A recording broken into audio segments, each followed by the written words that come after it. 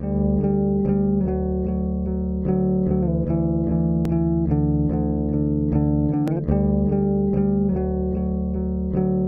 race with Darrell Waltrip, the stories that he can share. He's a phenomenal storyteller, and he's had an incredible life.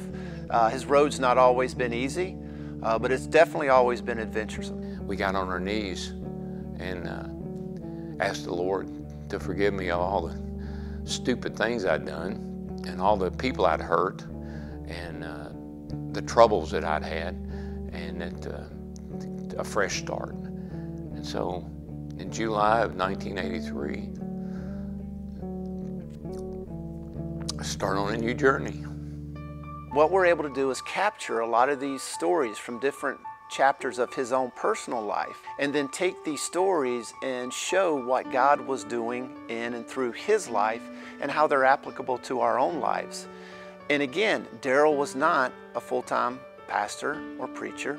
He was a guy growing up pursuing his dream of racing. And like many of us out here, we have our own dreams and our own things that are pursuing, even if it's just our career. And so the race takes the things that we have learned in ministry as motor racing outreach, just basic, simple, philosophical, tactical things that men and women everywhere can do to let everybody know how they can apply them to their own lives, how they can make a difference in their own workplace, how they themselves can be successful tent makers, as the Apostle Paul was. There's a misconception that you have to be a pastor, you have to be a chaplain, or you have to have a diploma on the wall, or a master's degree, or a doctorate to be a minister of the gospel. But the reality is that we're all ministers of the gospel right where we're at. Paul was a tent maker.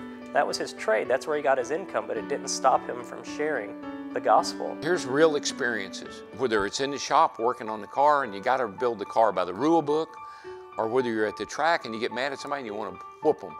You know, there's examples all through the book of when I blew it, but here's where, here's the scripture, and here's what you should have done, or here's what you could have done. Our hope is the race as a book will inspire men and women everywhere, will encourage men and women everywhere, and it probably in some cases challenge men and women everywhere to not take for granted the opportunity that they have where God's put them to work. For anyone that's ever driven out of a church parking lot and seen the sign, you're now entering into the mission field. The race is for you. The race will equip you and teach you how to live in that mission field when you see those signs as you enter into the real world.